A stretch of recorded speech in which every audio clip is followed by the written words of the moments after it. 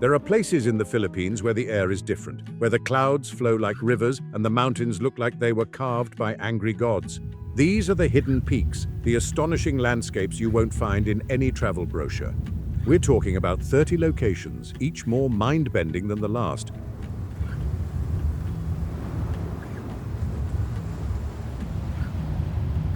We'll explore jagged ridges, forbidden forests, and peaks that thunder.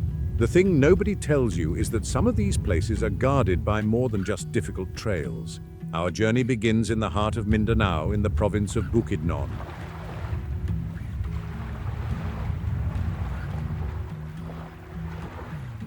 Here, hidden within the massive Kitanglad mountain range, stands a true giant, Mount Dulang Dulang.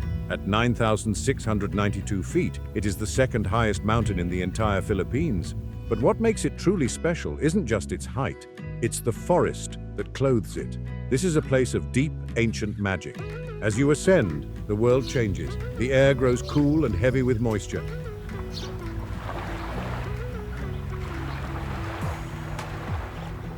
You enter one of the most pristine and extensive mossy forests on the planet. To put it mildly, it's a biodiversity fever dream. Gnarled trees, hundreds of years old, are draped in thick green moss that hangs like tattered curtains. The ground itself is a soft carpet of ferns, lichens, and fallen leaves. The fog is so thick you can barely see 20 feet ahead, and the only sounds are the drip, drip, drip of water and the calls of hidden birds.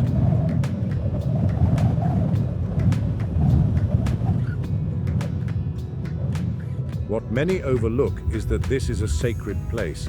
It is the ancestral domain of the Talandig tribe, who consider the mountain the home of their ancestors.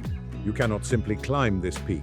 To gain entry, you must get a permit and be part of a sacred ritual led by a tribal elder to ask the spirits for safe passage.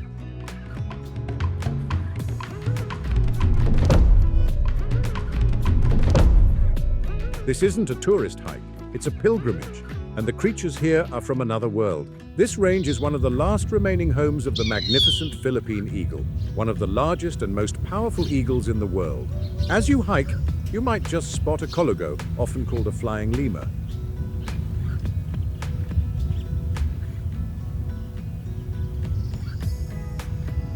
These shy nocturnal creatures glide between the mossy trees, using a flap of skin that stretches between their limbs. For those who want to see this place, the journey is tough. You'd fly into Cagayan de Oro, then take a long van or bus ride for several hours to the town of Lantapan. From there, it's a multi-day, extremely difficult trek.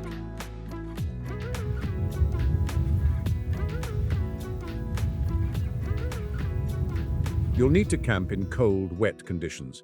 Lodging in Lantapan is basic, but the nearby city of Malaybalay offers more comfortable hotels. While in Bukidnon, you have to try the food. The province is known as the food basket of Mindanao. The pineapples are famously sweet, and you can find local dishes like binaki, a sweet corn tamale steamed in its own husk.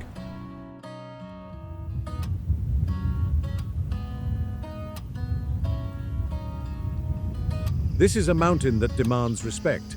It's a living, breathing cathedral of nature.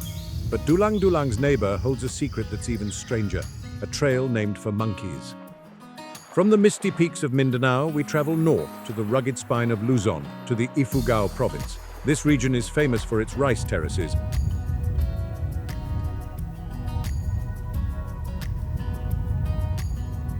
But it also hides some of the country's most challenging peaks. Welcome to Mount Tabayok. At 9,252 feet, this is the second highest mountain in all of Luzon. But its true claim to fame, the most stunning feature, isn't just the view from the top, it's what surrounds its base.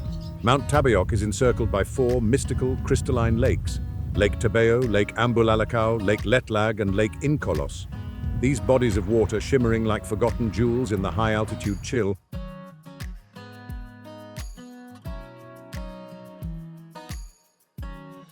are considered sacred by the local Kalangia tribe. The air here is thin and cold, a world away from the tropical beaches. The forests are thick with pine trees and more of that incredible, otherworldly moss. But the thing nobody tells you about Mount Tabayok is the journey to the summit. It's known and feared as the Monkey Trail.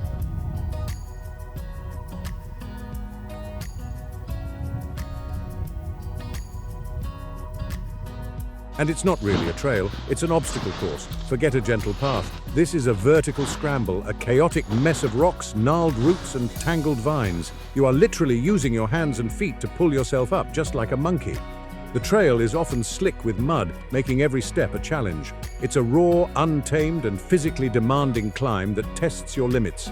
But the reward is worth it. When you finally break through the canopy, the vistas are breathtaking. You can see the entire Kitanglad range, where we just were, bowing in the distance.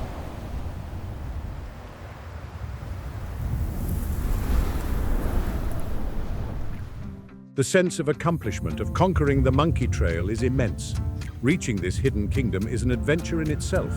You would fly to Manila, then brace for a 9 to 10 hour overnight bus ride to the famous town of Banaue, but you're not done.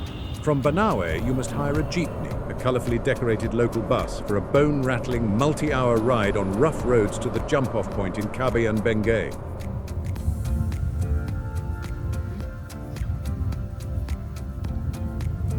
This is deep into the mountains. Where to stay? Forget hotels. You'll find very basic homestays in the villages near the jump-off, or you can travel back to Banaue for more guest house options. While here, you must eat like a local. Try the tinawan, the unique Ifugao heirloom rice, and pinik pican, a traditional chicken dish prepared in a way that is, well, let's just say it's a cultural experience.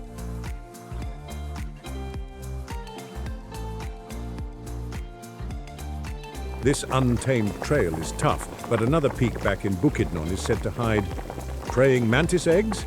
We return to the epic landscapes of Bukidnon, Mindanao, to a mountain that's part of the same sacred range as Dulang Dulang, but has a much stranger reputation. This is Mount Kalatungan. This is the 6th highest mountain in the Philippines, a massive peak topping 9,000 feet.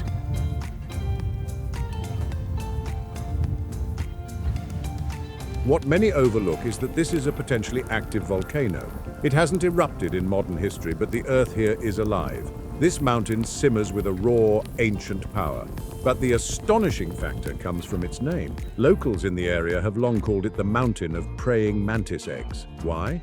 Because near the summit, hikers find these unique oval-shaped rock formations that look exactly like the egg cases of a praying mantis.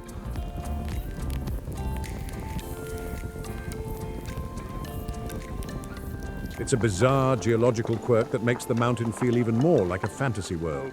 Like its neighbor, Dulang Dulang, Mount Kalatungan is an ecological treasure chest. Its slopes are covered in one of the last remaining primary rainforests in the country. The trees are massive, the canopy is dense, and it's a critical watershed for the entire region. This is a sanctuary for endemic birds. You can hear the loud whoosh of the Kalatungan hornbill's wings before you see it, and this is another crucial hunting ground for the Philippine eagle. The climb is, to put it mildly, a monster. This is not a weekend hike, it's a serious 3 to 4 day expedition. The trails are steep, often vanishing into the thick undergrowth.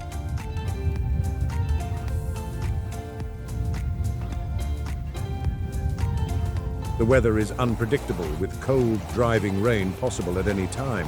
And just like Dulang Dulang, this is a sacred mountain. It is the ancestral land of the Manobo tribe. You must get permits from the local government and the tribal council. Before the climb, a chieftain will perform a ritual offering chickens and coins to the spirits of the mountain to ask for protection and permission to enter.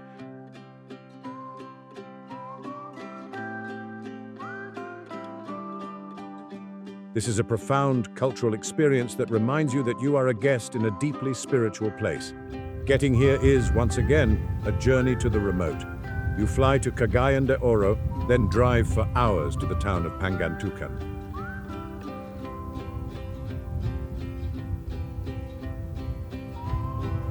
Accommodations are very basic. You'll likely stay in a simple homestay or a small local inn. The food will be simple, hearty and local: rice, fresh vegetables, and perhaps some adobo, the classic Filipino dish of chicken or pork marinated in vinegar and soy sauce. But a nearby mountain is so remote, it's known as the ultimate phantom peak.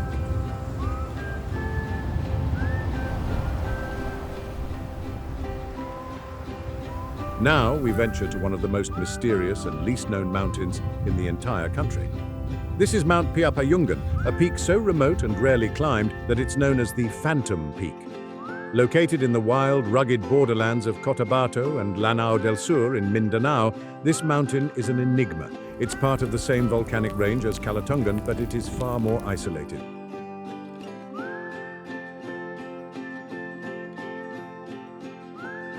For years, its exact height and location were a subject of debate. It's cloaked in dense, wildlife-teeming forests that seem to swallow trails and light whole. This isn't a place for casual hikers.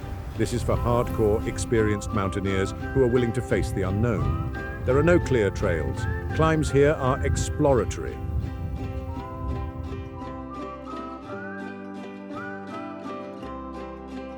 You are literally forging a path, using machetes to cut through the thick jungle, relying on compasses and the knowledge of local guides. The forest here is primordial. It's a place that feels like time forgot. The biodiversity is off the charts, precisely because so few people have ever been here.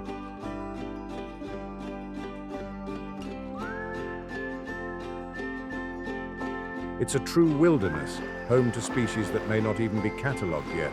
The air is thick with the sounds of insects and birds, and the ground is a tangle of roots and vines. The incredible part about Mount Piapayungan is its isolation. It's a blank spot on the map, a true adventure in a world where almost everything has been explored. The challenge is not just the physical climb, it's the logistics. Getting here is incredibly difficult.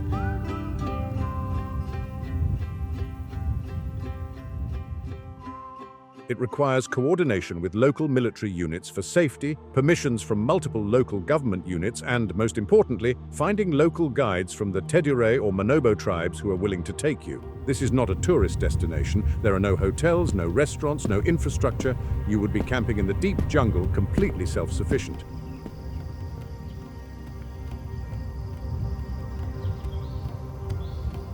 To even attempt this, you'd likely start from Cotabato City, which has an airport. From there, it would be a long, uncertain journey by 4x4 vehicles and then on foot just to reach the base. This is the realm of explorers, a savage and beautiful peak that guards its secrets fiercely. This phantom peak is wild, but another nearby giant glows with a mysterious blue light. Staying in the enigmatic region of Lanao del Sur, Mindanao, we find a mountain that seems pulled from a dream.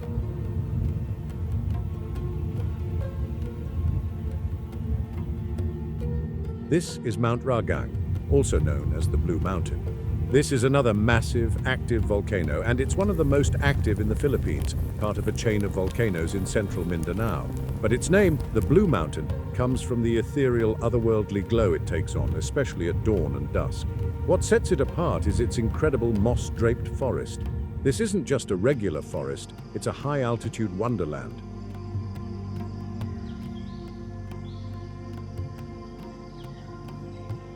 The moss here is so thick and abundant that it blankets everything. The trees, the rocks, the ground. When the light hits it just right, the moisture in the air and the unique texture of the moss create a surreal blue sapphire haze.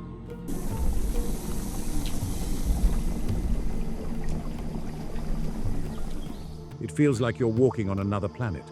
Mount Ragang is also steeped in local lore. It looms over Lake Lanao, a massive ancient lake that is the cultural heart of the Maranao people. The mountain is seen as a guardian, a sacred place of spirits and legends. The air here hums with these ancient echoes. It's a surreal sanctuary for the spirit, a place that feels both beautiful and intensely powerful.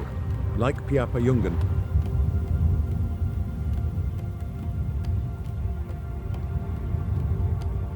this is not a common climb. The region has a complex history, and any travel requires careful planning and security considerations. This is not a place you just show up to hike. It requires deep connections with the local Maranao communities. For the few who have made the journey, they report a world of incredible biological diversity. The forests are dense and difficult to navigate, but they protect a huge range of wildlife.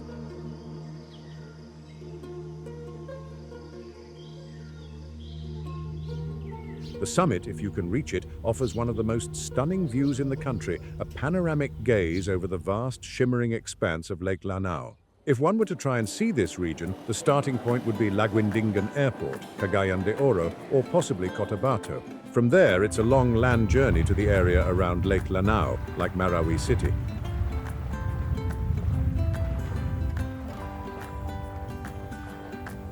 Accommodations in the region are geared towards locals, not tourists. You would find basic inns and guest houses. The local Maranao cuisine is a must-try.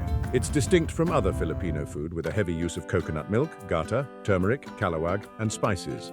A famous dish is piaparan, a chicken dish cooked with coconut and spices.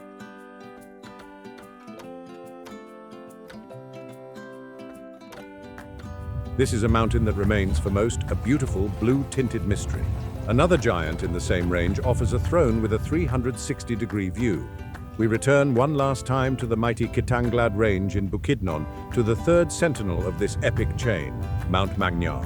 If Dulang Dulang is the king and Kalatungan is the mystic, Magnar is the throne.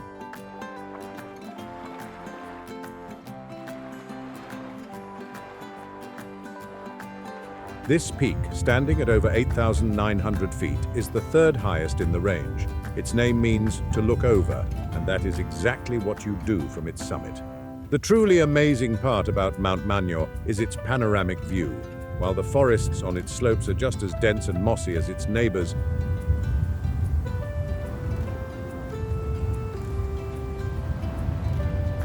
the summit breaks free into a stunning 360-degree panorama.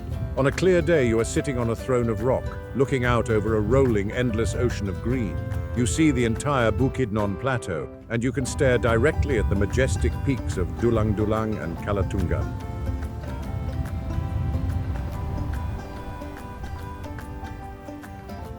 It's a front row seat to one of the most dramatic landscapes in the Philippines, but the journey to that throne is a true test.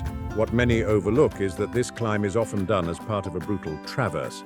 Climbers will start on one mountain, like Dulang Dulang, and then hike along the high-altitude ridges in and out of the mossy forest to summit Magnar.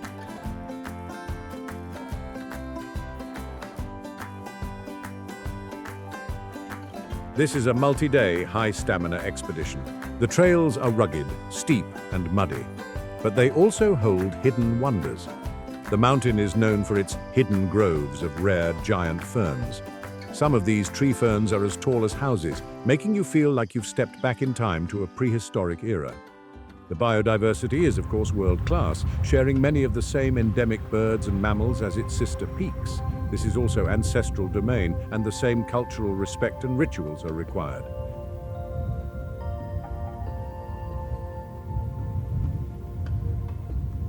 The Talandig tribe are the guardians of this land, and their permission is key. The logistics are the same as for Dulang Dulang. You'll base yourself in Lantapan after flying into Cagayan de Oro. You'll need to hire registered guides, secured permits, and be completely prepared for cold, wet, multi-day camping.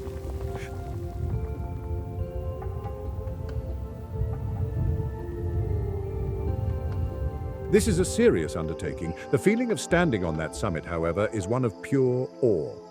You feel the wind rushing up from the valleys, thousands of feet below. You see the clouds form and dissipate right in front of you. It's a place that makes you feel incredibly small, in the best way possible. These Mindanao giants are tough, but in Luzon, a gentler peak whispers secrets of the wind. Leaving the intense multi-day expeditions of Mindanao,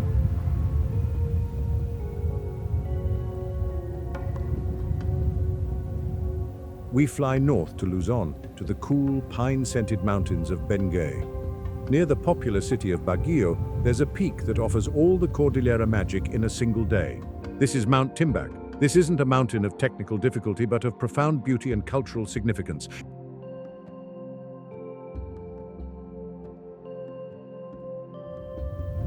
It's the third highest mountain in Luzon, but the thing that makes it so incredible is how accessible it is. You can actually drive a large portion of the way up. The real showstopper is the drive itself along the Halsama Highway. This is one of the highest altitude highways in the Philippines, a winding, dizzying road that clings to the sides of mountains.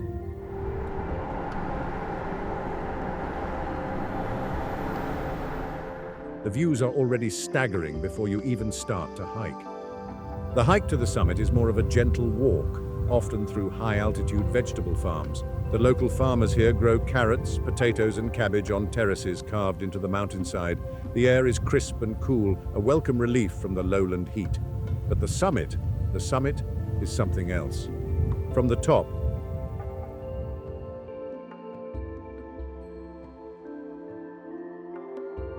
the Cordillera Range unfurls before you like a living map. On a clear day, you can see the big three of Luzon: Mount Pulag, Mount Tabayok, and Mount Amuyao. The real magic, however, happens at sunrise. People come here to watch the sea of clouds. As the sun rises, the valleys below remain filled with thick white clouds, making it look like you are standing on a small island in a vast, fluffy white ocean.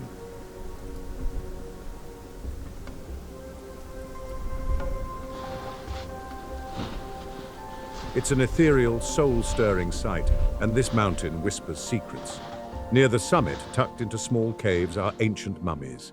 These are the Iberloy mummies, preserved using a unique process of smoke and fire. These burial caves are sacred, a powerful link to the region's pre-colonial past. Getting here is easy. From Manila, you take a 6-hour bus ride to Baguio City. From Baguio, you can hire a van or jeepney for the 2 to 3 hour drive up the Halsama Highway to the jump-off point.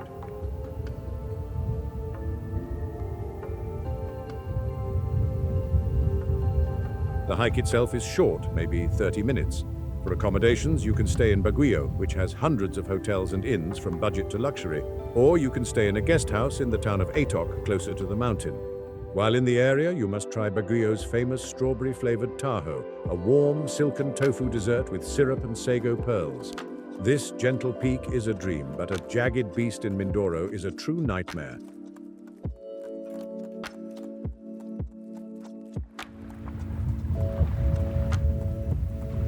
Now we travel to the island of Mindoro, a large island south of Luzon that is often overlooked. It is here that one of the most legendary and feared mountains in the Philippines resides. This is Mount Halcon. At 8,488 feet, it's not the tallest, but it is infamous for its difficulty. This mountain is a jagged, unforgiving beast. Its name is Spanish for hawk, and it guards its domain fiercely. What makes it so mind-bending? First, its sheer, dramatic slopes and knife-edge ridges. The mountain seems to rise straight from the coastal plain, a fortress of rock and jungle. Second, its weather. Mount Halcon is notorious for its sudden, violent storms.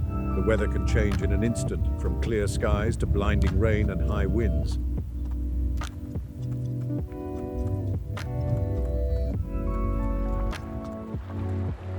The trail is a grueling, multi-day ordeal. We're talking 4 to 5 days of intense trekking. The path crosses crystal-clear rivers, dozens of them.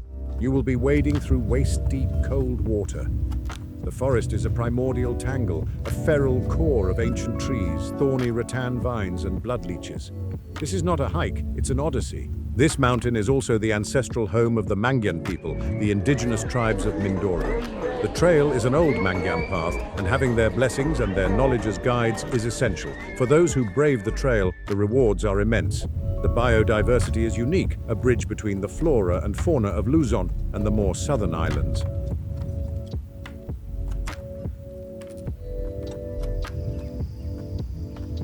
The views from the ridges when the clouds part are staggering. You see the entire island of Mindoro, with the ocean stretching out to the horizon.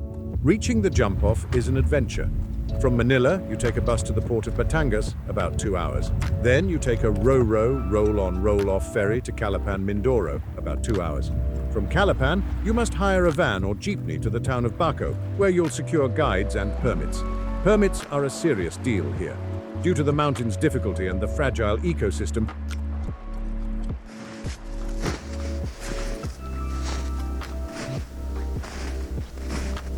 the number of climbers is strictly limited. You must apply for a permit months in advance. Where to stay? You'll find basic inns in Calapan or Baco. On the mountain, it's all camping, in rough, muddy conditions. Food in Mindoro is simple. Try the fresh seafood on the coast and the local suman, a sticky rice cake. Halcon is a legend of toughness, but Panay's king is a legend of height. We head now to the Visayas.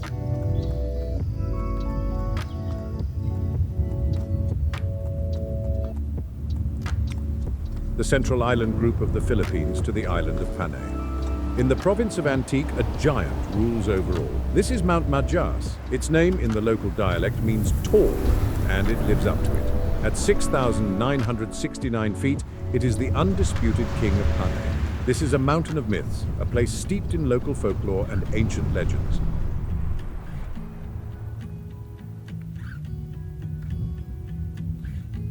The incredible part about Majas is its sheer presence. It's a massive, sprawling complex with multiple peaks. The mountain is said to be the home of ancient deities. Its slopes are covered in a dense, mossy rainforest that feels completely untouched by the modern world. The journey to the summit is a 2 to 3 day expedition. The trail is known for being, well, a bit of a fight. You'll be pushing through vine-choked passes, scrambling over boulders, and navigating through thick, disorienting fog.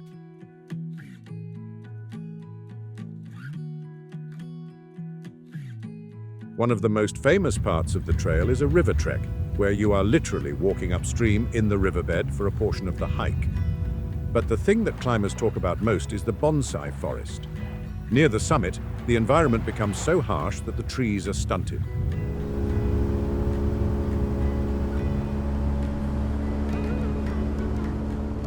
You walk through an eerie, pygmy forest of gnarled, moss-covered bonsai trees, a strange and beautiful garden in the clouds. When you finally reach the crown, the view is one of the best in the country. You get a sweeping coastal gaze over the Cuyo Islands, and on a very clear day, you can even see the distant outline of Palawan.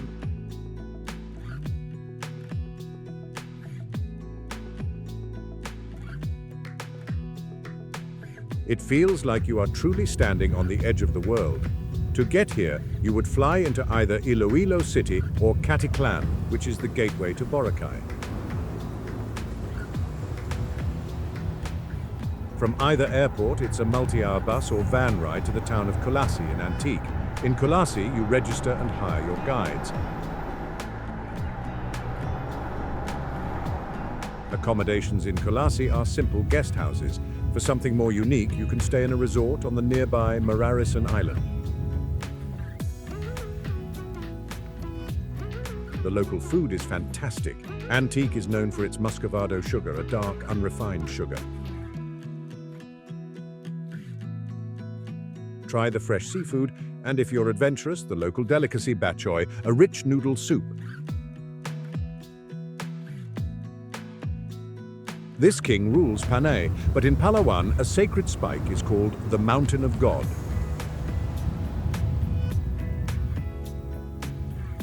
Now we journey to the last frontier of the Philippines, Palawan. While millions flock to its beaches, very few ever venture inland to its mountainous, untamed heart. Here in the deep south stands Mount Mantalingajan. This is Palawan's highest peak at 6,841 feet, but this is so much more than a mountain. This is a sacred, protected, and almost mythical place.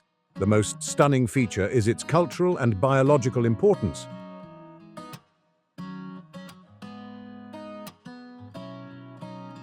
The local Palawan tribe calls it the Mountain of God. Even more fascinating, the mountain's remote caves are home to the Taut Bato people, a reclusive tribe who are often called People of the Rock. They live a semi-nomadic life, moving into the deep caves during the rainy season. Climbing this mountain is a journey into a living, ancient culture. The trek is a grueling 4- to 6-day ordeal, one of the most challenging in the country. This is deep, remote jungle. The trails are steep, muddy, and cross countless rivers. You will be completely isolated from the outside world. But the biodiversity is mind-bending. Because Palawan is a biological bridge, the plants and animals here are unique. You'll find strange pitcher plants, rare orchids, and endemic birds found nowhere else on Earth. The ancient trees are massive, whispering of lost tribes and forgotten times. When you finally reach the summit, a sharp, rocky peak, you are rewarded with a divine perch. You get a 360-degree view over Palawan's turquoise infinity. You see the jungle-covered spine of the island with the deep blue of the Sulu Sea on one side and the West Philippine Sea on the other. To even attempt this, you must fly to Puerto Princesa, Palawan's capital. From there, it's a long 5- to 6-hour van ride south to the town of Brooks Point or Rizal. This is where you will secure permits from the local government and, crucially, from the tribe. You must hire local Palawan guides. This is not a trip for the faint of heart. Accommodations are non-existent. You are deep jungle camping. Food is what you carry in. This is a true expedition, a journey back in time to a place where nature and ancient human culture still rule. This sacred mountain is a journey to the past, but a jagged peak in Romblon is a technical nightmare. From the far-flung jungles of Palawan, we travel to the small, often bypassed island province of Romblon.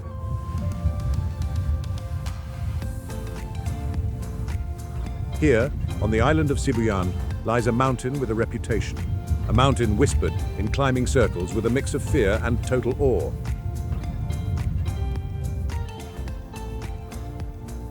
This is Mount Guting. Its name, in the local dialect, literally means jagged. To put it mildly, that is the understatement of the century.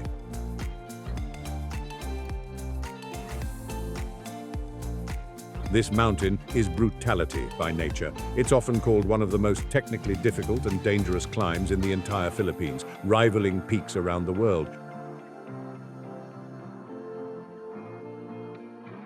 What makes it so hard to believe? The Knife Edge Ridge. This is the mountain's most famous and most feared section.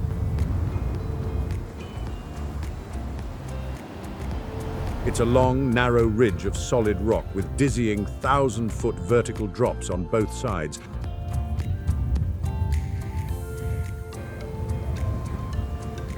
The wind howls, trying to rip you from the mountain. You are scrambling on all fours with nothing but air below you.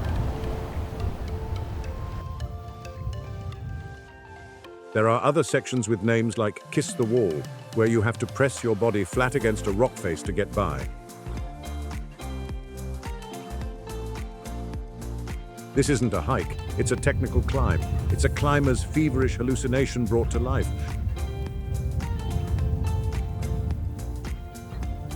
The mountain is a series of saw-tooth peaks, meaning you are constantly going up and down, summiting false peak after false peak.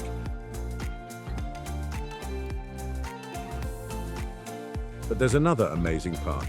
The island of Sibuyan is so isolated, it's often called the Galapagos of Asia. Its biodiversity is insane. It's home to one of the densest and most pristine forests on Earth. Scientists have found hundreds of plant and animal species here that exist nowhere else.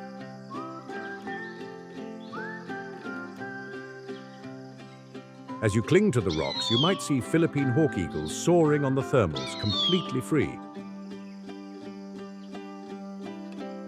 Getting here is part of the challenge. You can't just fly in. The most common way is a long 12-hour-plus overnight ferry ride from the port of Batangas, south of Manila.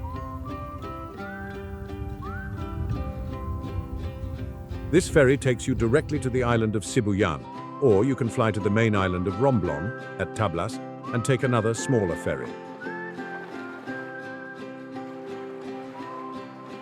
This climb is only for the most experienced and physically fit mountaineers. It takes 3 to 4 days. You must hire a local guide. Accommodations on the island are very basic guest houses in the towns of Magdiwang or San Fernando. The food is all about what comes from the sea: fresh fish, squid and crabs, and of course coconuts. If that technical nightmare sounds too intense, a nearby peak offers all the beauty with none of the terror.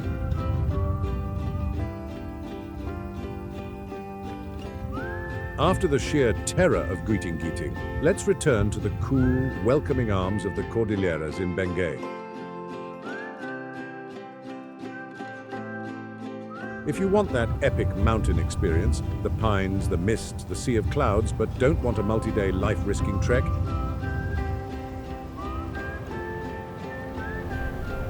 then Mount Ulap is for you. Ulap is the Filipino word for cloud, and this mountain lives up to its name.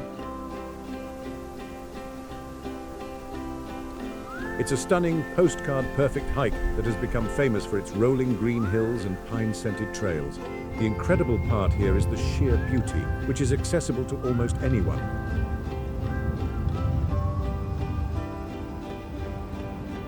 This is a beginner-friendly trail, but it delivers A-plus views.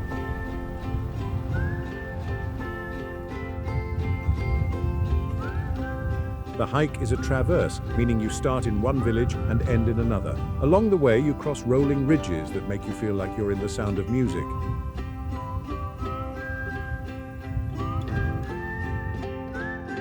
The most famous jaw-dropper is the Gungle Rock. This is a dramatic blade of rock that juts out over a deep drop, with the mountains rolling away in the background.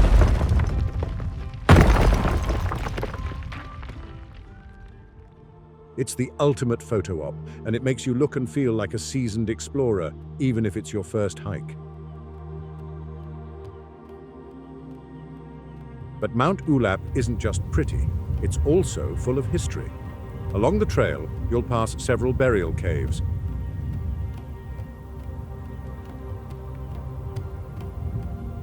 These are sacred sites for the Ibaloi people. You can see the small wooden coffins tucked into crevices in the rock, a humbling reminder of the ancient history of these mountains.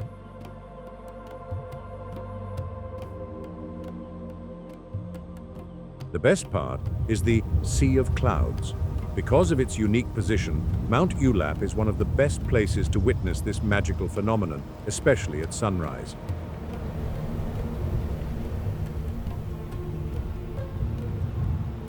The fog settles in the valleys below, creating a vast white ocean that stretches to the horizon. Getting here is simple. From Manila, take a bus to Baguio City, about 6 hours.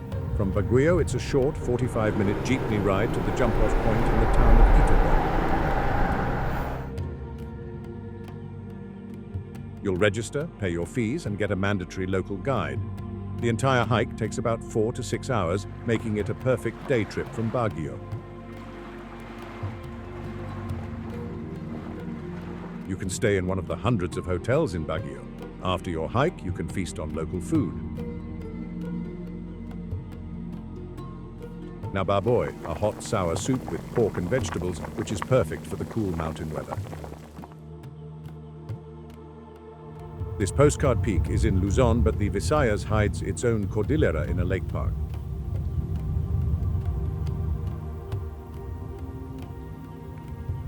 When people think of Leyte in the eastern Visayas, they often think of its World War II history.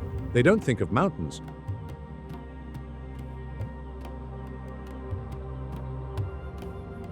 But hidden away is a peak that feels like it was plucked straight out of the Cordilleras and dropped in the middle of the tropics.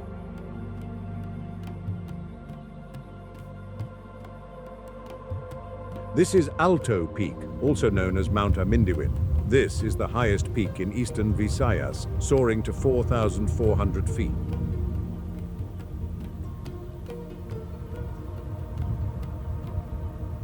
What makes it so special is its location and its climate. It's the centerpiece of the stunning Lake Danao National Park.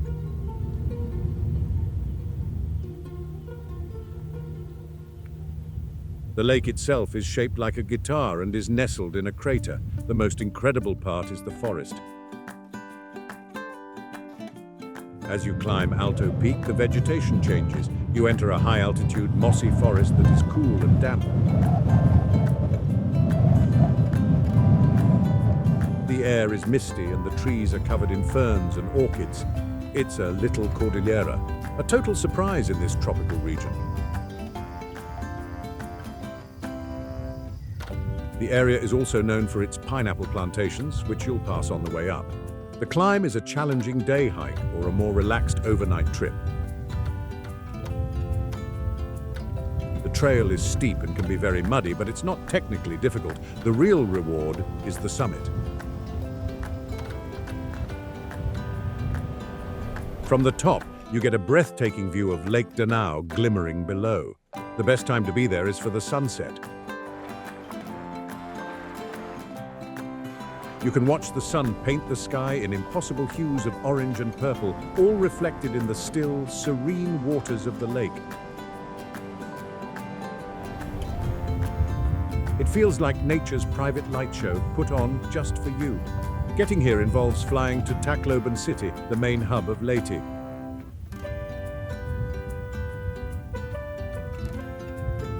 From Tacloban, it's a 2-hour van or bus ride to the city of Ormoc. Lake Danao National Park is about 30 minutes from Ormoc City.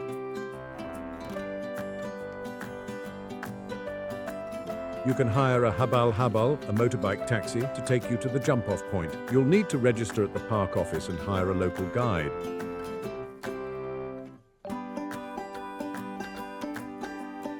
For accommodations, you can stay in Ormoc City, which has a good range of hotels, or for a more rustic experience, you can camp with a permit inside the national park itself. While in Ormoc, you have to try the Queen pineapple, which is famous for being incredibly sweet and juicy.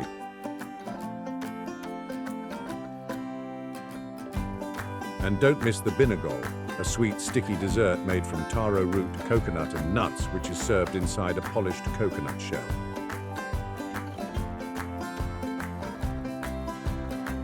This hidden crown is serene, but a mountain in Zambales is known for its thunder. We head back to Luzon, to the province of Zambales, a place known for its coves and beaches.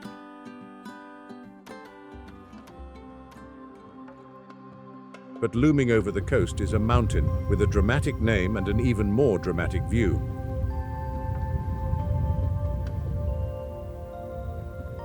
This is Mount Balingkilat.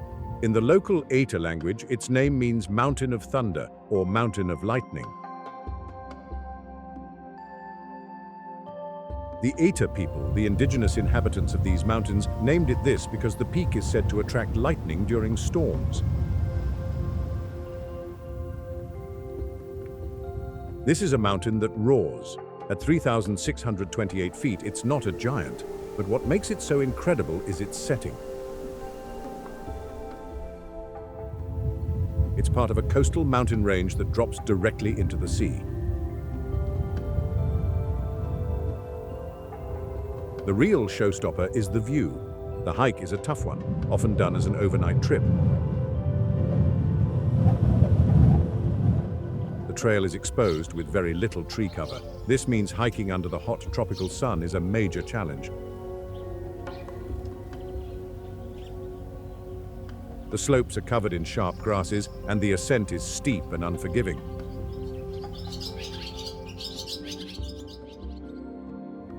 But when you get to the ridges, your jaw will drop. On one side, you have the rugged, rolling mountains of the Zambales Range.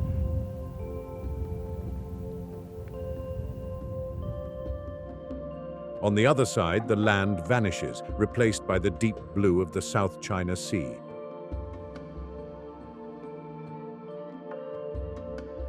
From the summit, you can see the hidden coves and white sand beaches below, like Anawangin and Nagsasa. It's a stunning contrast of green mountains and blue ocean. This is the ancestral domain of the Aita people, who have lived in these mountains for thousands of years.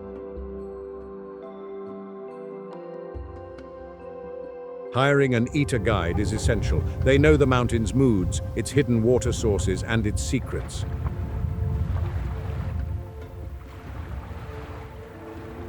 To get here, you fly to Manila or Clark. From Manila, it's a 3 to 4 hour bus ride to Olongapo City or the Subic Bay Freeport Zone.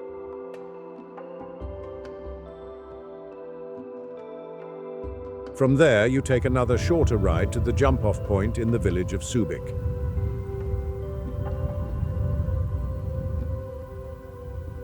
You'll need to register with the local authorities and hire your guide. Because the hike is so hot, most people start very early in the morning, like 3 a.m.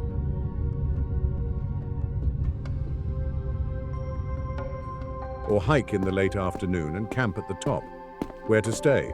You can find plenty of hotels in Subic Bay, or you can make it a sea and summit trip.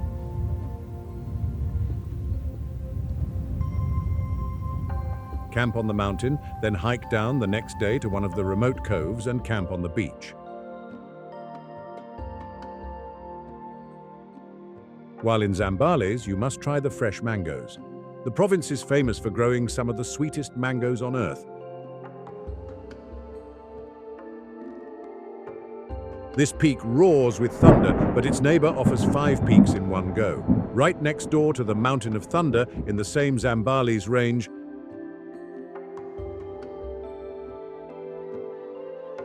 is another mind-bending landscape. This isn't a single mountain, but a series of peaks that look like an ocean wave frozen in stone.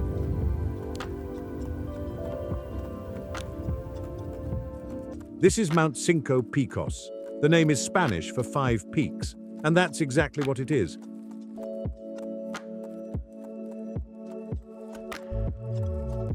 It's a challenging traverse hike that takes you over a series of 5 distinct razor-backed summits.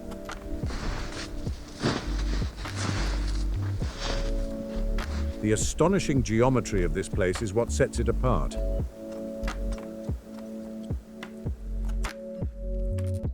The mountains roll like giant green waves carved by ancient tempests. This is a 2-day storm of a hike.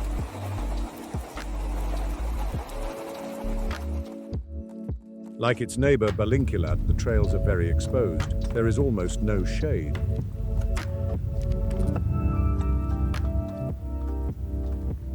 You are hiking on open ridges battered by the sun and the wind. The trail is steep, and the grass, known as talahib, can be sharp.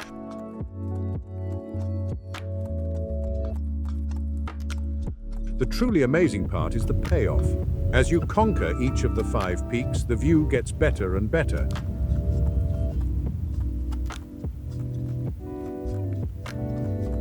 You get a stunning panoramic view of the Subic Bay sprawl on one side, a busy port full of ships.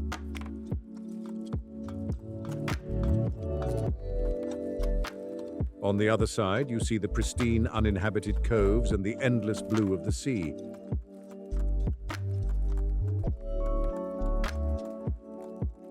It's a collision of worlds.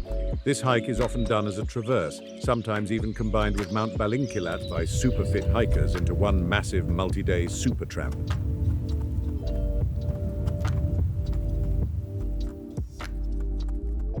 But for most, the 2-day Cinco Picos trek is more than enough. You'll camp overnight on one of the ridges under a brilliant canopy of stars, with the lights of Subic Bay twinkling far below.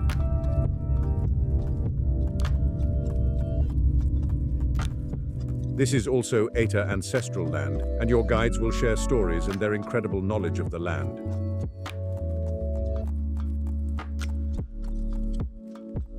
They can find water, identify edible plants, and navigate the confusing ridges with ease.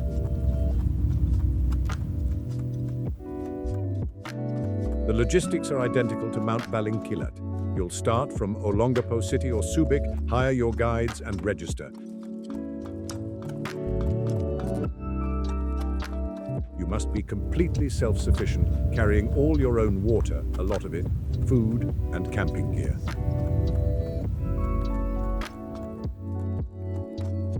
After this grueling hike, the best reward is to head down to one of the coves you saw from the top, like Silanguin Cove. You can hire a boat to pick you up and relax on the beach, a perfect end to a brutal but beautiful adventure. These coastal peaks are brutal, but in Batangas, a pig's spine offers an easy, stunning reward. If the idea of a 2-day, sun-baked, exposed hike sounds like too much, don't worry. Just a bit further south, in the province of Batangas, there's a mountain that offers one of the best coastal views in the country for very little effort.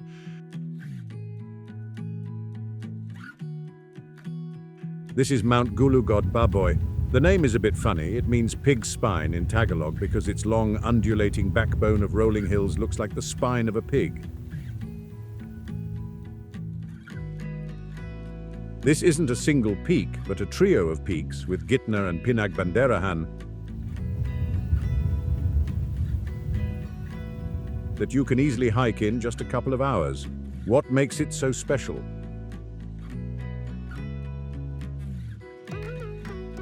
The view-to-effort ratio is off the charts. This is a very easy, beginner-friendly hike.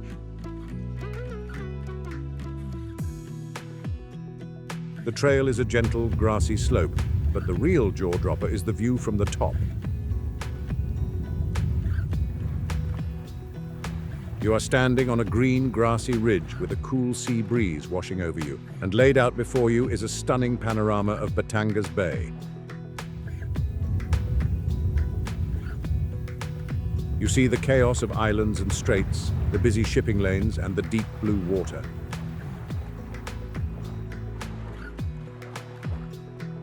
The most famous site is Sombrero Island, which means Hat Island, because, well, it looks exactly like a hat floating in the water.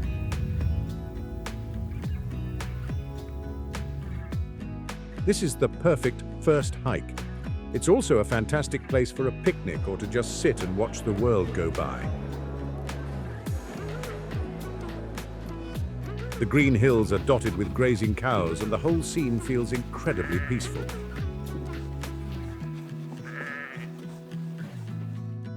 Getting here is a breeze. From Manila, it's a 2 to 3 hour bus ride to the Batangas Grand Terminal. From there, you take a jeepney to the town of Mabini, which is famous for its dive resorts.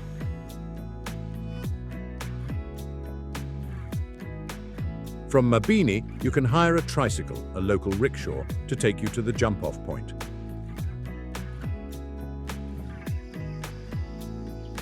The hike itself takes maybe 1 to 2 hours, and you don't even need a guide, though one can be hired.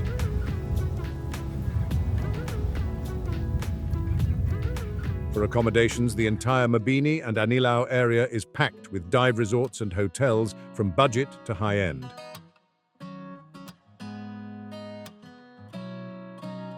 After your hike, you can go snorkeling or diving in the world-class reefs of Anilao, or just relax on the beach. And you must try the local food.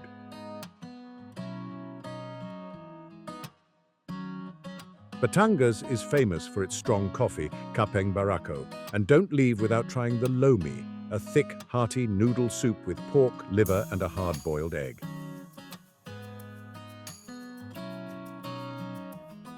It's the perfect reward. This pig's spine is a gentle walk, but in the north, there are living emerald steps to heaven.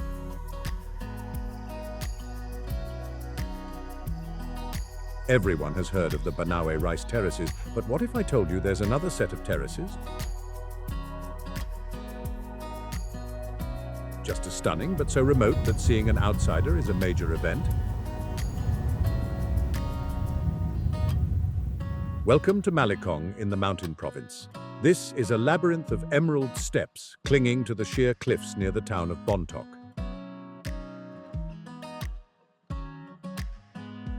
What makes Malikong so incredible is its raw, untouched beauty. While Banawe can be crowded, Malikong is quiet, serene, and feels like a secret.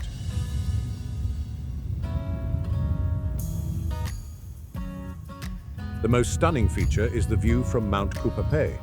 You wake up before dawn and hike up this small, pine-covered mountain.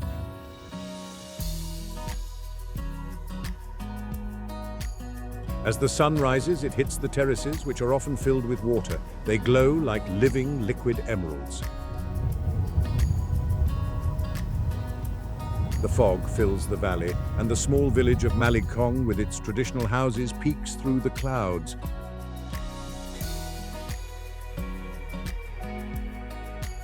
It is one of the most magical stairway to heaven sights you will ever see. The village itself is a trip back in time. The local people, the Igorot, are incredibly welcoming. They still practice their ancestral traditions. When visitors come, the local villagers are genuinely curious. It's not a tourist trap, it's a living community. Getting here is a true adventure. From Manila,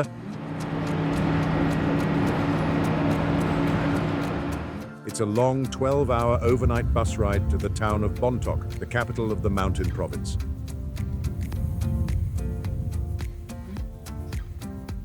This is a winding, dizzying bus ride through the mountains. From Bontoc, you hire a jeepney or a habal-habal for the 30-minute steep uphill climb to Malikong village.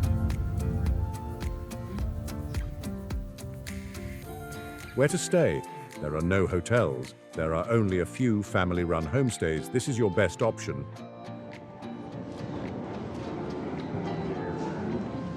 You'll stay with a local family, share their meals, and get a true sense of their way of life.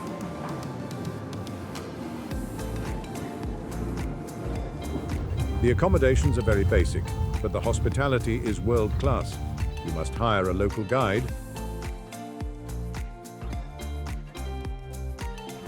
Usually one of the young men from the village, to take you to Mount Kupape for sunrise. The food is simple and hearty. You'll eat what the family eats: fresh mountain rice, locally grown vegetables, and maybe some cured etag, a traditional smoked and salted pork that is a staple in the Cordilleras.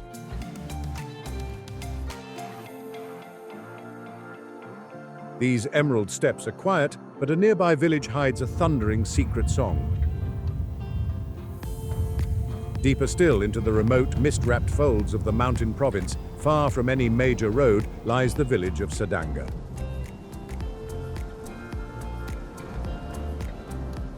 This isn't just one village, but a collection of triple hamlets tucked into a steep valley of, you guessed it, more rice terraces.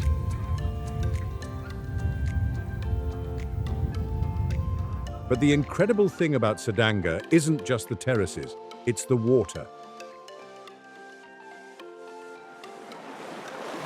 This place is famous for its powerful thundering waterfalls and its ancient stone-carved swimming pools.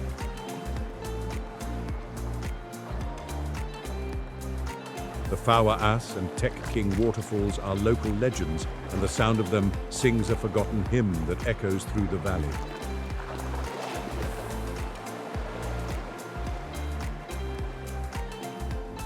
The special part here is the feeling of discovery. This is so far off the beaten path, you feel like an explorer. The village itself is a time capsule. The houses are traditional.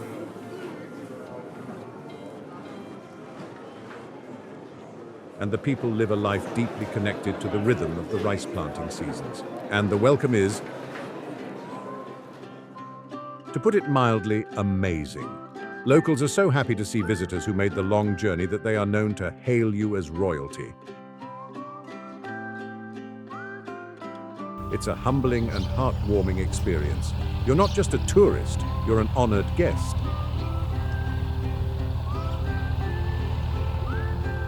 The journey to Sadanga is not easy. It follows the same path as Maligkong, the 12-hour bus ride from Manila to Bontoc. From Bontoc, you have to find a jeepney that is heading to Sadanga. This ride can take over an hour on rough mountain roads. Like Maligkong, there are no hotels. You will be staying in a very basic homestay arranged by the village officials when you register.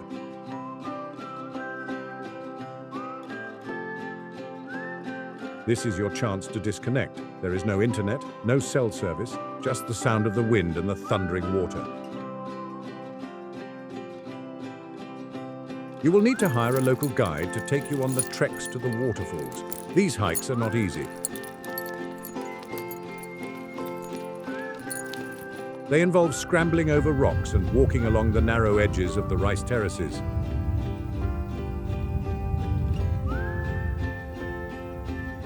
But the reward is a swim in a cold, pristine, mountain-fed pool all to yourself.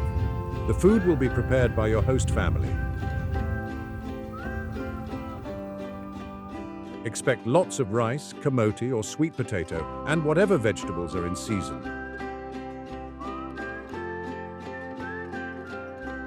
It's a plunge into a simpler, more profound way of life. These villages are time capsules, but one terrace is a true amphitheater of the gods. We've seen Maligkong, but now we must visit its more famous and arguably more dramatic sibling.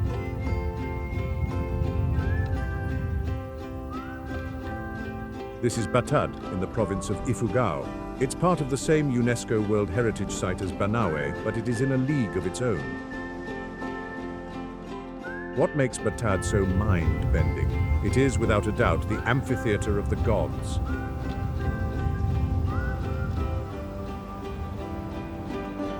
This is not a gentle slope of terraces. This is a massive, stunning amphitheater hand-hewn over 2 millennia by the Ifugao people.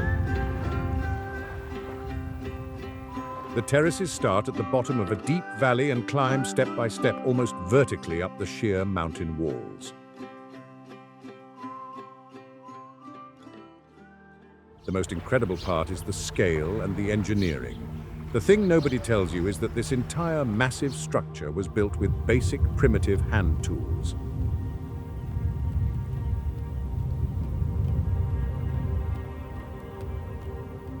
The irrigation system, which channels water down from the mountaintop forests to feed every single paddy, is an engineering marvel that still baffles experts today. And here's the real kicker.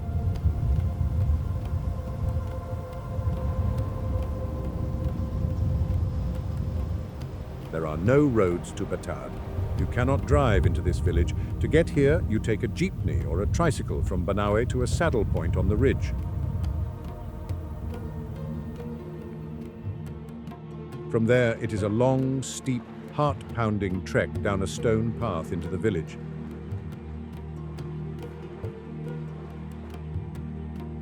And you must always remember, what goes down must eventually climb back up. This isolation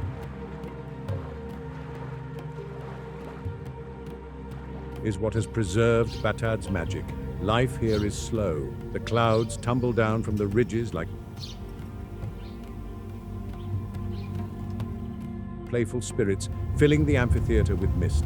The main activity here, besides just staring in awe, is the trek to Tapia Falls.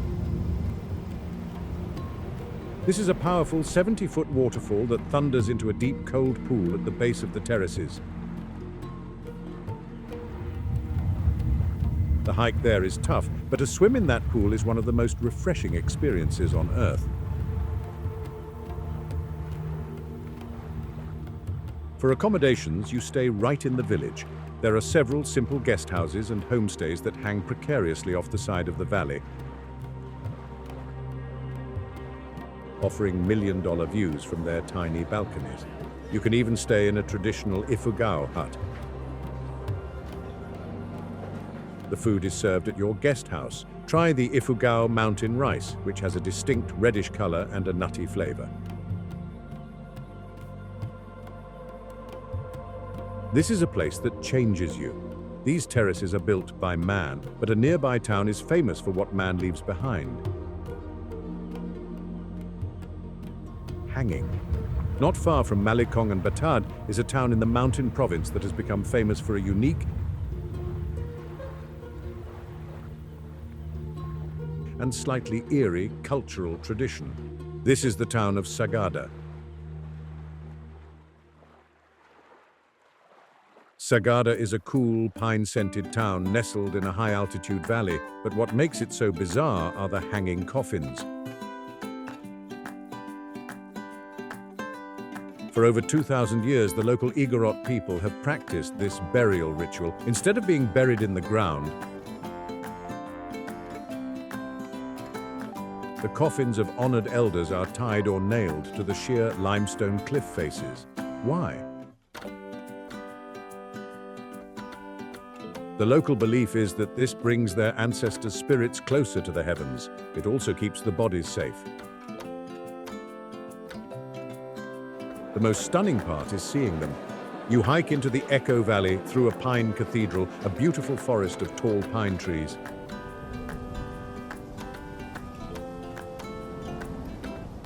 And there they are, dozens of small wooden coffins, some hundreds of years old, clinging impossibly to the side of the cliff.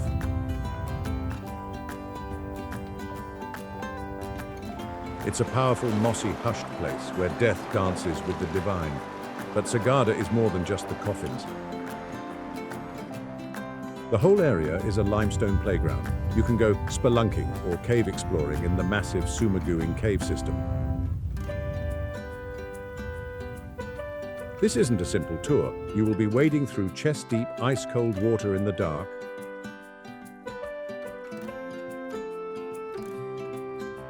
climbing over slippery rocks and squeezing through tight crevices. It's a thrilling and dirty adventure. You can also hike to the thundering Bomodok Falls, also known as the Big Falls. The trek takes you through more stunning rice terraces and local villages. Getting to Sagada is another long haul.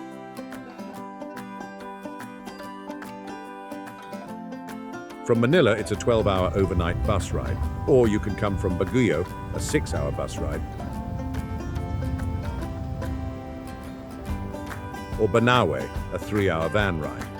The town itself is very walkable. Sagada has a unique bohemian vibe. It's full of cozy guest houses, small inns, and fantastic little restaurants.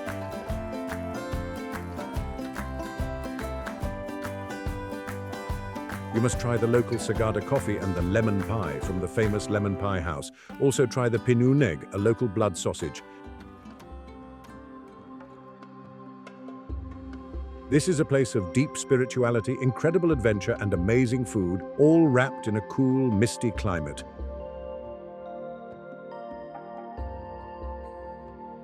These mountains hold human history, but in Sorsogon, a volcano holds a bubbling turquoise secret.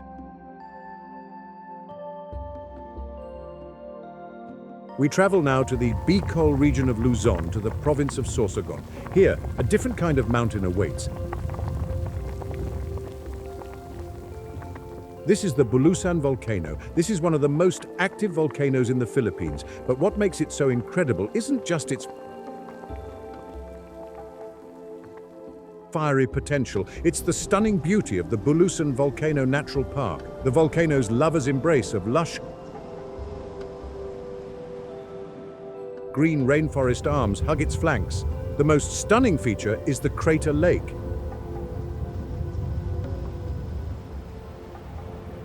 Nestled in the volcano's throat is a turquoise heart, a serene, bubbling crater lake with an otherworldly green-blue color.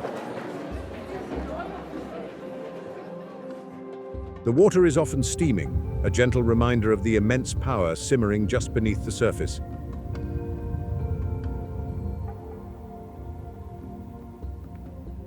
This is a place of volcanic poetry. You can kayak or paddleboard on the serene emerald waters of the lake.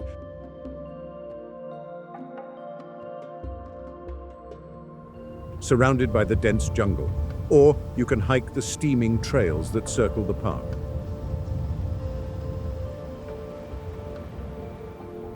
These trails take you through the rich rainforest where you can see exotic birds and massive ancient trees.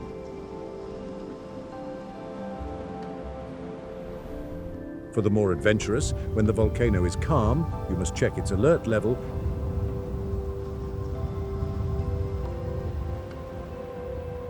You can arrange a guided hike to the actual summit. This is a tough, steep climb, often through mud and sulfurous steam vents. But the view from the rim, looking down into the active craters, is a truly primal experience.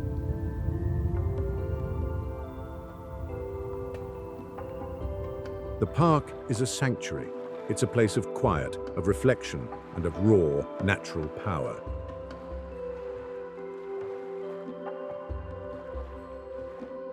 Getting here is fairly easy. You can fly to Legazpi City in Albay. From Legazpi, it's a 2 to 3 hour bus or van ride to the town of Irisin or Bulan in Sorsogon. From there,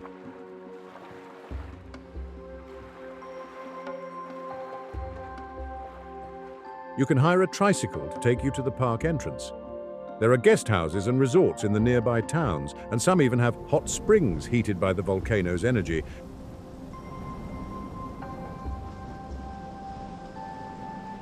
Which are perfect for soaking in after a long hike.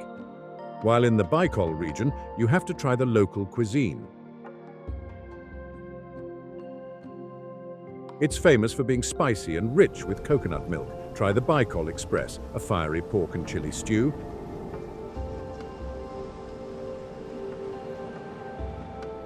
And laying, which is taro leaves simmered in coconut milk. This volcano holds a lake, but in Bohol, over 1,000 hills look like chocolate candy.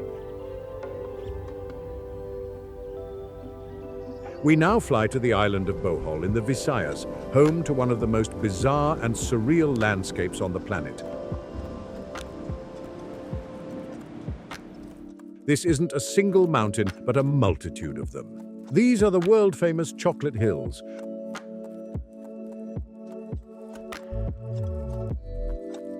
What makes them so mind-boggling? The sheer whimsical strangeness of it. There are over 1,200. Some counts go as high as 1,700, near perfectly conical, cocoa-dusted mounds that rise from the flat belly of the island. They look like pet reified giants, or, as their name suggests, giant drops of chocolate.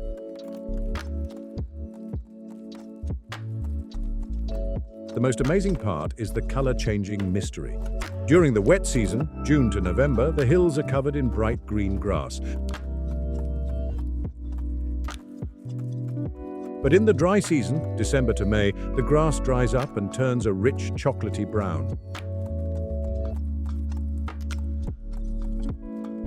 The view from the official viewing decks is surreal, and the thing nobody tells you is that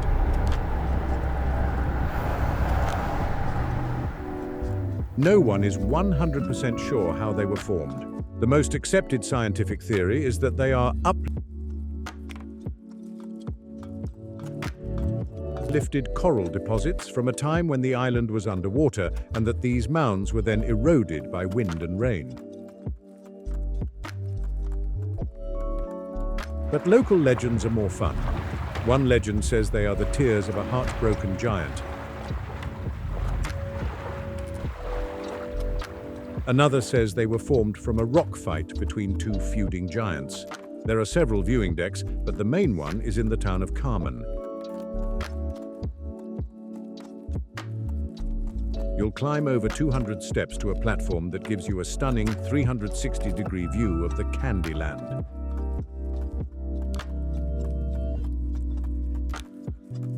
For a different view, you can also rent an ATV, all-terrain vehicle, and drive through the hills on dirt tracks. Getting here is simple. Bohol has its own international airport, Panglao. From the main beach areas in Panglao or the capital city of Tagbilaran, you can rent a scooter, hire a car, or join a day tour. It's about a 1 to 2 hour drive to Carmen. Bohol is packed with hotels and resorts, especially on Panglao Island. While here, you must also see the tarsiers, the world's smallest primates with giant haunting eyes.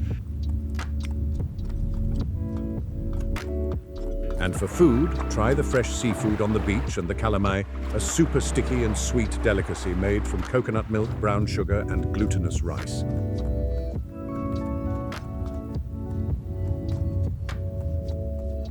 These hills are a sweet mystery, but in Batanes, the hills are rugged, windswept sentinels. We now fly to the northernmost, most isolated province of the Philippines, Batanes.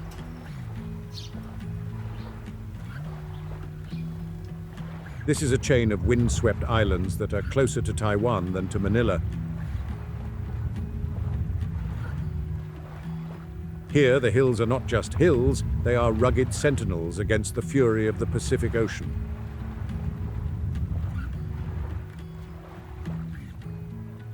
This is Naidi Hills, located right in the capital town of Basco on the main island of Bataan.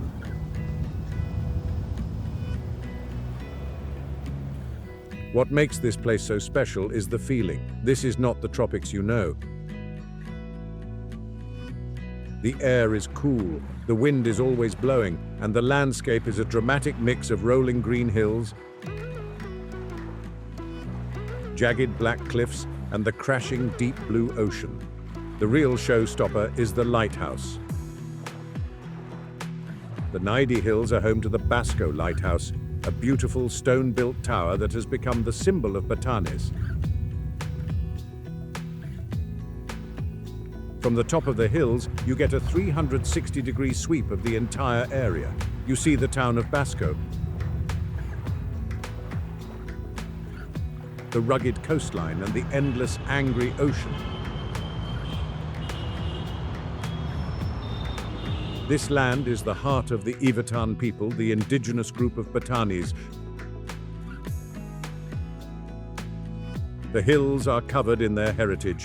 You'll see the traditional stone houses built with thick walls of coral and limestone to withstand the constant typhoons. You'll also see them grazing their cattle on the communal unfenced pastures. Naidi Hills is a place for contemplation. You can walk the trails, feel the powerful wind, and watch the waves crash. It's the rugged soul of Batanes laid bare. Getting to Batanes is the main challenge. It's a small propeller plane flight from Manila or Clark, about 2 hours.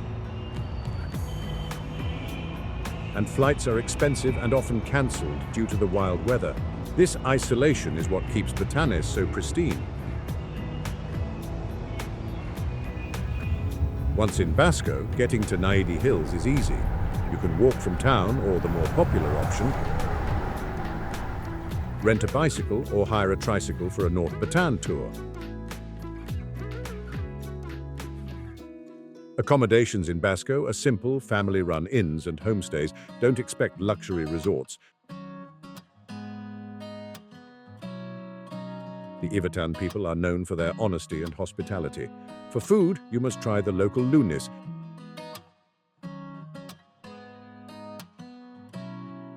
A dried, salted pork and uvod, a dish made from the pith of a banana stalk.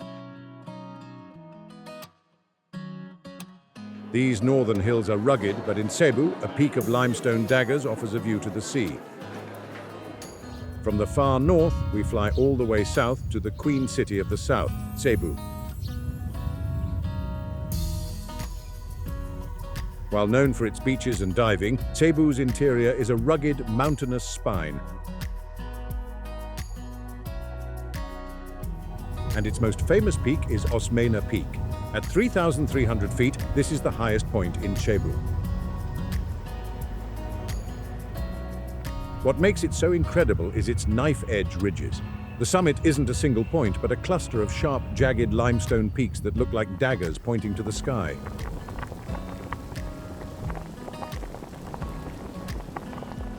It's a dramatic, almost alien landscape. The amazing part is that this beginner's thrill is surprisingly easy to get to. The hike to the summit from the drop-off point is a very short 15 to 20-minute walk.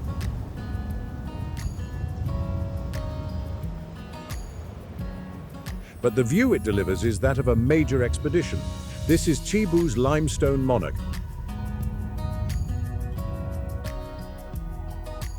And from its throne, you get a stunning view of the island. You see the sharp ridges plunging down to the sea.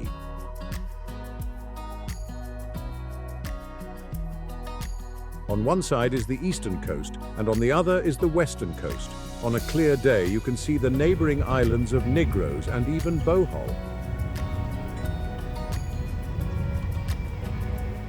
where the chocolate hills are. The best time to go is for a foggy dawn.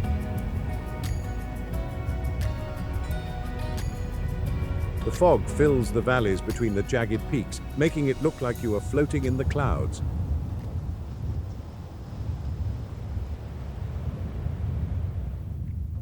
It's a magical and very cold experience. Getting here is a bit of a trek.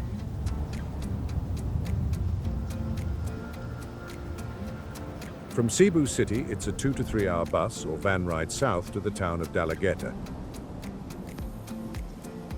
This town is known as the vegetable basket of Cebu. From the town market, you hire a habal-habal,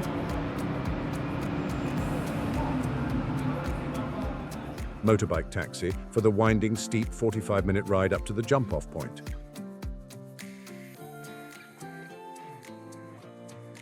You'll pay a small entrance fee and can hire a local guide, usually one of the local children, though the path is easy to follow. For accommodations, you can stay in Cebu City or in one of the beach resorts in the south, like Moalboal or Oslob. This makes Osmeña Peak a perfect day trip. While in Cebu, You must try the cebu lechon, roasted pig that many call the best in the world. And in Dalaget, try the fresh, cool torta, a local sponge cake. This limestone peak is cool, but on a nearby island, a fiery sibling births hot springs.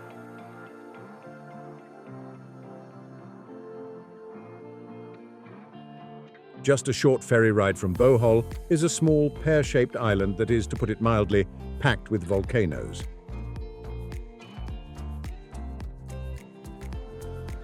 Welcome to Camiguin, the island born of fire. This tiny island is home to 7 volcanoes, one of the highest concentrations on Earth. And the most famous of these fiery siblings is Mount Hibok Hibok. This is an active, simmering sentinel that looms over the entire island. What makes it so mind-bending? The steaming, sulfurous hike. This is a challenging 3 to 5 hour climb to the summit. As you get higher, the trail passes active steam vents called fumaroles. The air smells of sulfur, like rotten eggs. And you can see the hot steam billowing from the cracks in the rock. You are, quite literally, climbing a living, breathing mountain. The most stunning feature is the summit. From the top, you can look down into the mossy crater. But the real view is the volcanic symphony around you. You see the entire tiny island of Camiguin at your feet, including the famous White Island sandbar. And beyond, you can see the islands of Bohol, Cebu,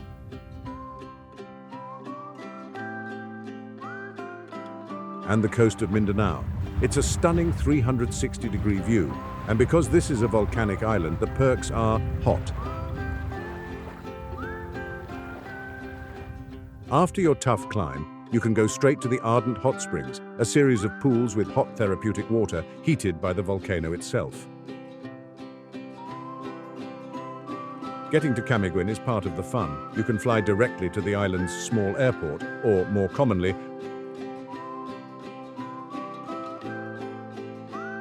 fly to Cagayan de Oro, Mindanao, and take a 2-hour bus and then a 1-hour ferry.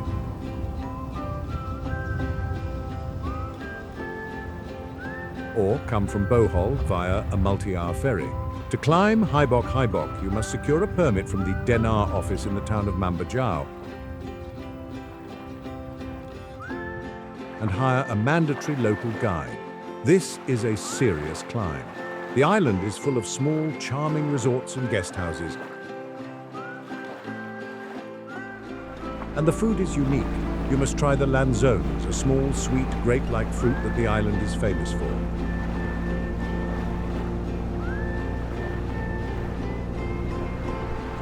They even have a festival for it. Also try the pastel, a soft, sweet bun filled with yema, a rich custard.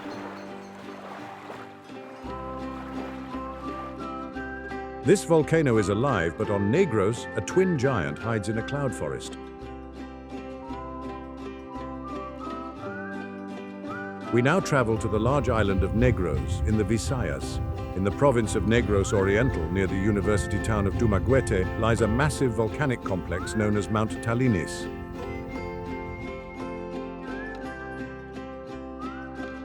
This isn't a single peak, but a twin volcano tango. It's often called the Horns of Negros because of its 2 prominent, jagged peaks. This is a sleeping, complex volcano, and its slopes are home to one of the most stunning and surreal cloud forests. The most amazing part is the ecosystem. As you climb, you enter a high-altitude world where the trees are draped in moss, orchids, and ferns.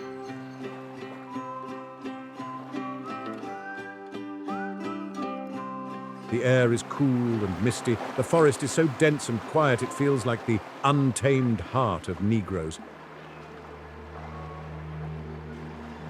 It's teeming with endemic wildlife, including rare birds and deer. The hike is a challenging 2 to 3 day expedition. The trails are steep, muddy, and weave through this dense, disorienting cloud forest. Along the way, you'll discover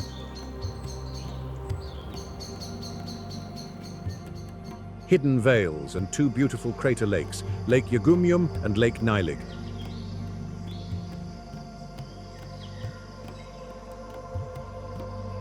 These are perfect places to camp, with the eerie, moss-covered trees reflected in the still, dark water.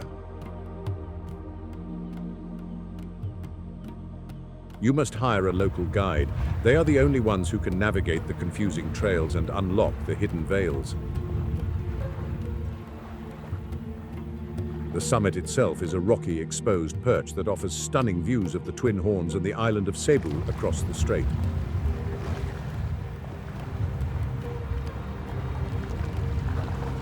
Getting here is easy. You fly into Dumaguete City. From the city, it's a short drive by jeepney or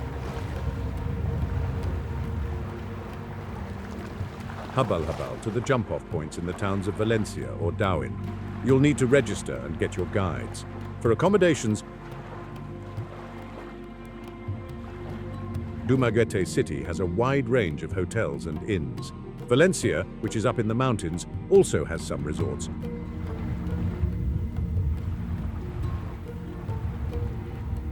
Many with their own cool water swimming pools. While in the area, you must try the local food.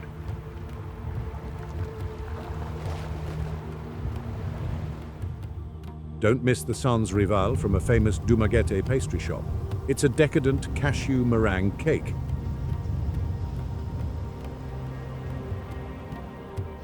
And try the bud, a sweet, sticky rice cake, often served with hot chocolate.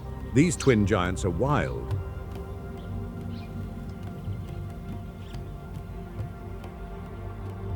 But near Davao, a different kind of mountain is a sanctuary of silence.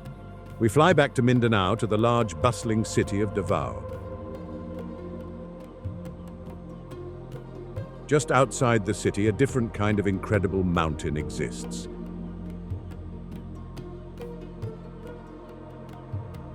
This isn't a wild, untamed peak. It's a sanctuary of silence.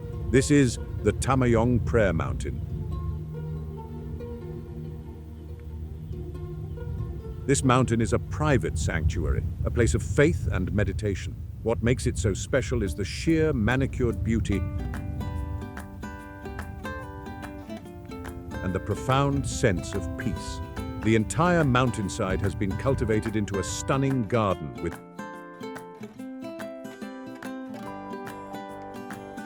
prayer nooks and confessional spots perched on cliffs. The most incredible part is the reborn forest. This area was once barren, but over decades it has been reforested and transformed into a lush paradise. You walk through pristine gardens, past waterfalls and into quiet groves. The air is filled with the whisper of wind and the sounds of birds. This is a place where faith and nature mingle. It's not a hike for adventure, but a walk for the soul.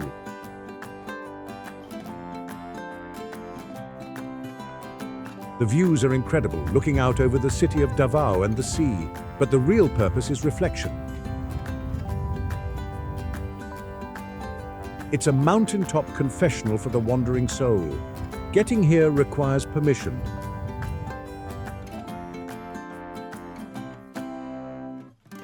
This is private property. You can't just show up. You must contact the administration well in advance and request a visit. It's located in the Tamayong district, about an hour's drive from Davao City proper. You would fly into Davao City, which has a large international airport.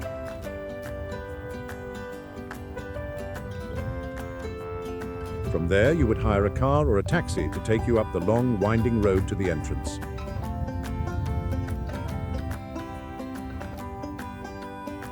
This is not a place for loud tourism. It's a place of respect.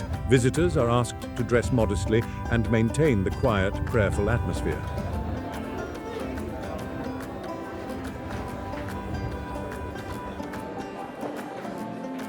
For accommodations, Davao City has countless hotels for every budget, and the food in Davao is legendary. You must try the durian, the king of fruits, which is famous for its unique smell and creamy custard-like taste. For something less intense, try the fresh kinilaw, a Filipino ceviche made with fresh tuna. This mountain is for the soul, but in Surigao, another peak is an intermediate inferno.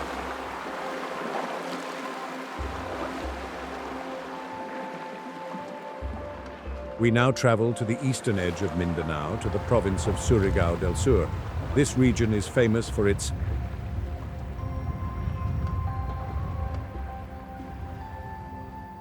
enchanted river, but it also hides a challenging mountain, Mount Darala. This is a peak for those looking to test themselves. It's known as an intermediate inferno.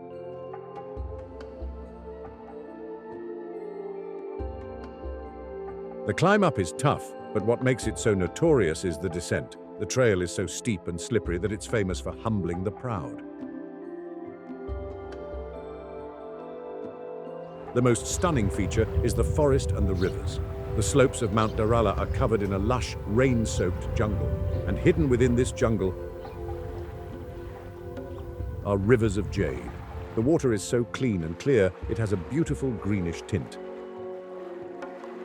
This is a long day hike or a very tough overnight camp. The trail is not well established. It's a raw, adventurous climb.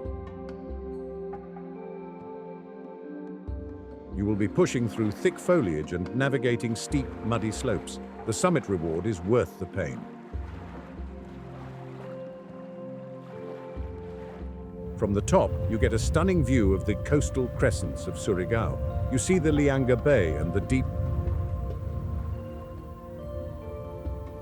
blue of the Philippine Sea. It's a moment of raw green rapture, a true hidden gem in Mindanao. Getting here is for the dedicated. You would fly to Davao City or Butuan City. From either city,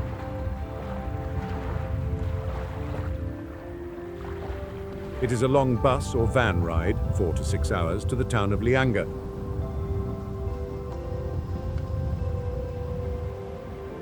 In Lianga, you must register with the local tourism office and hire a guide. This is not an optional add-on.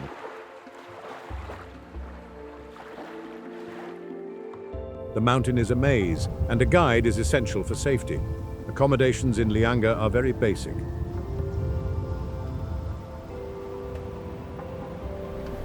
Small local pension houses and inns.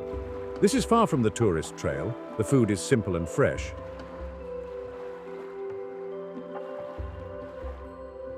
You'll find grilled fish, adobo, and rice.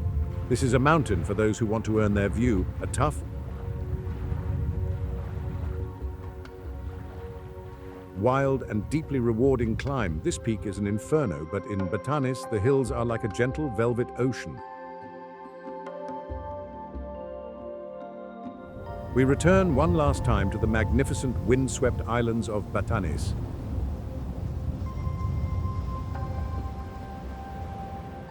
If Naidi Hills was the sentinel, the Vayang rolling hills are the green ocean.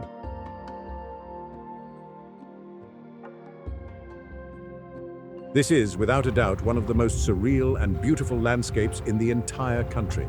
Just north of Basco, this is a vast expanse of velvet waves, rolling green hills that undulate perfectly, one after another, until they drop off a sheer cliff into the West Philippine Sea.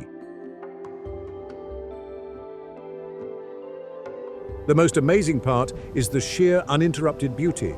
There are no trees on the hills, just a carpet of green grass dotted with grazing carabayos, water buffalo.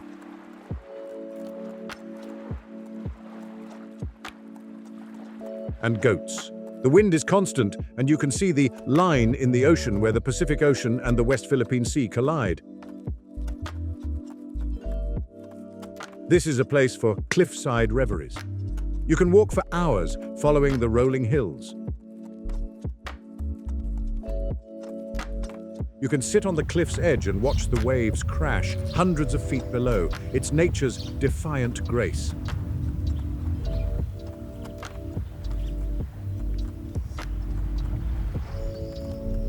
And here's an amazing fact.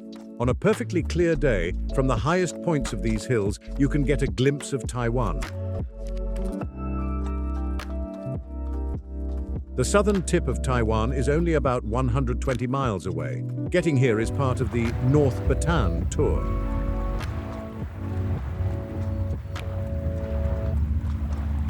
You can easily reach it by bicycle, scooter, or tricycle from the main town of Basco. There are no fees. It's just an open, communal pasture land.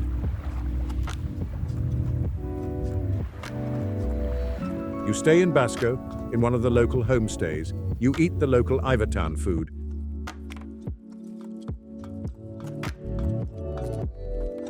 But the main thing you do here is be. You disconnect, you walk, you feel the wind and the sun. It's a place that calms the soul and fills you with awe. The Vayang rolling hills are a testament to the raw, sculpted beauty of the planet's most northern tropical islands.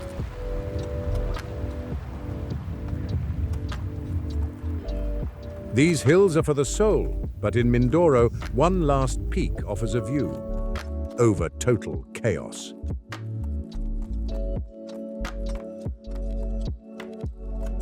Our final journey takes us back to Mindoro, but not to the terrifying Mount Halcon. We're going to the tourist hotspot of Puerto Galera. But we're leaving the beaches behind and heading up. This is Mount Malasimbo, a scooter-conquerable spur in Mindoro's jungle tangle.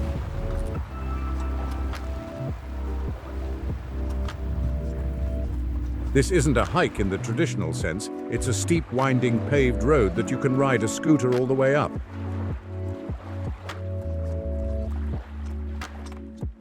What makes it so special? The view from the top. It's an elevated secret that many of the beachgoers below never see.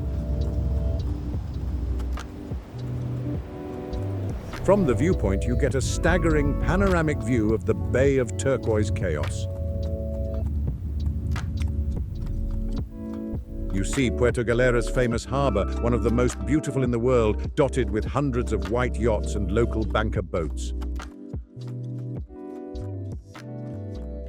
The water is a dozen shades of blue, and the jungle-covered islands and peninsulas create a stunning, intricate maze. The most interesting part is the clash. Down below is the party. Up here, it's total jungle. The mountain is home to the Iraya Mangyan tribe, and the area was for a time famous for the Malasimbo Music and Arts Festival, which brought international artists to this jungle perch. This is the easiest summit on our list.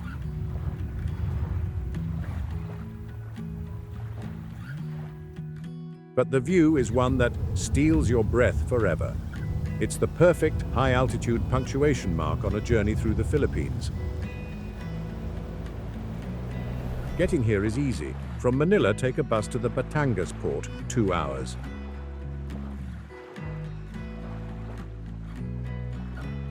Then take a 1-hour public ferry to Puerto Galera. Once in the main town, you can rent a scooter for a few hundred pesos and ride it right to the top. Puerto Galera is packed with hundreds of hotels, resorts, guest houses, and restaurants, from super budget to total luxury. The food is international, but you can still find great local Filipino food. This is the ultimate low-effort, high-reward view. A place that proves you don't always have to suffer for $1 million incredible mountain view.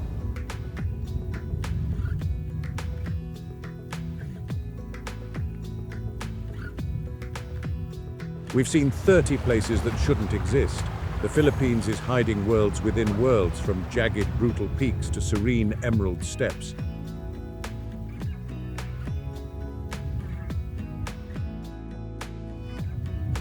Are these places better left hidden, or should they be shared with the world? Let us know your thoughts below. And don't forget to like and subscribe for more journeys into the incredible.